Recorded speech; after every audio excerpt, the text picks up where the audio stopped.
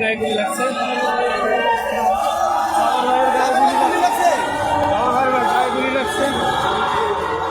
এক ঐতিহাসিক ও রুদ্ধশ্বাস দিন পার করছে বাংলাদেশ।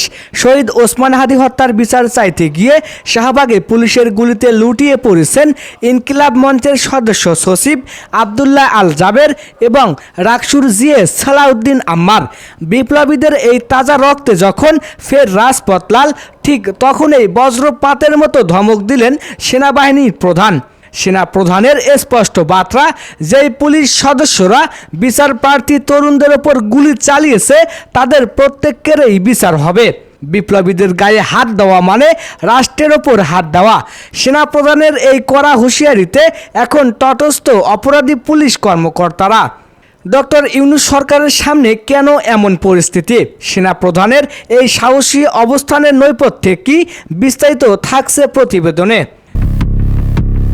দর্শক, শুক্রবার বিকেল 4টা যমুনা অভিমুখে ইনকিলাব মঞ্চের শান্তিপূর্ণ মিছিল যখন শাহবাগ মোড় অতিক্রম করছিল তখন অতর্কিত হামলা চালায় পুলিশ। মুহুর্মুহু সাউন্ড গ্রেনেড আর টিয়ার শেলের মাঝে হঠাৎ শোনা যায় রাইফেলের গর্জন। খুব কাছ থেকে গুলি করা হয় আবদুল্লাহ আল জাবের ও সালাউদ্দিন আম্মারকে। মাটিতে লুটিয়ে পড়া অবস্থায় তাদের ওপর লাঠি চার্জ করা হয়েছে বলেও অভিযোগ উঠেছে। রক্তাক্ত জাবের ও আম্মারকে যখন ঢাকা মেডিকেলে নেওয়া হচ্ছিল তখন পুরো শাহবাগ এলাকা রণক্ষেত্রে পরিণত হয়। শতাধিক নেতাকর্মী আহত হয়ে হাসপাতালে কাতরাচ্ছেন। এই দৃশ্য দেখে দেশের সর্বস্তরের মানুষের মাঝে দানা বাঁধতে থাকে তীব্র ক্ষোভের। বিপ্লবীদের ওপর এই হামলার খবর পাওয়ার পরপরই এক জরুরি বার্তায় সেনাবাহিনীর প্রধান তার অবস্থান পরিষ্কার করেন। তিনি অত্যন্ত কঠোর ভাষায় জানান, জুলাই বিপ্লবের বীরদের রক্ত এখনো শুকায়নি।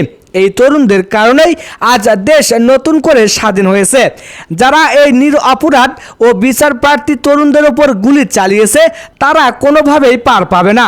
আমি ব্যক্তিগতভাবে এই ঘটনার তদারকি করছি এবং যে পুলিশ কর্মকর্তারা গুলি চালানোর নির্দেশ দিয়েছেন বা চালিয়েছেন তাদের দ্রুত আইনের আওতায় আনা হবে। সেনাপ্রধান আরও যোগ করেন, সেনাবাহিনী জনগণের পাশে আছে এবং বিপ্লবীদের গায়ে হাত তোলা মানে দেশের স্থিতিশীলতা নষ্ট করা।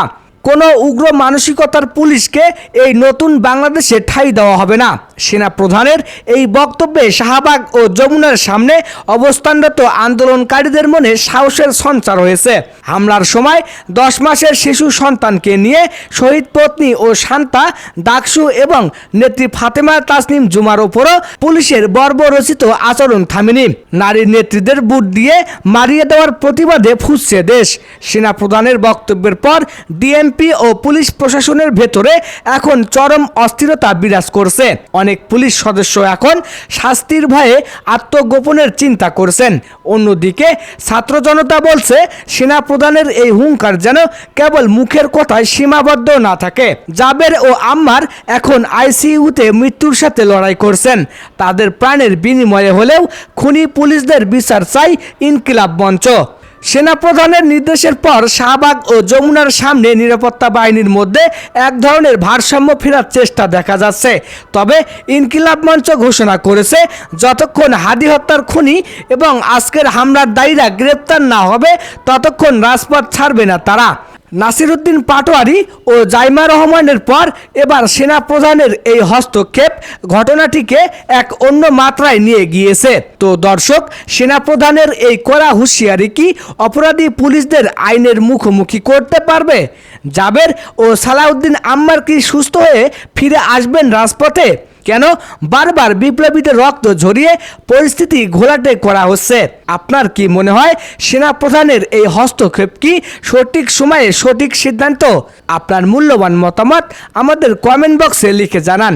জাবের ও আম্মারের স্বাস্থ্যের সর্বশেষ আপডেট এবং এই ঘটনার প্রতিটি মোড় সবার আগে পেতে আমাদের সাথে থাকুন। ধন্যবাদ।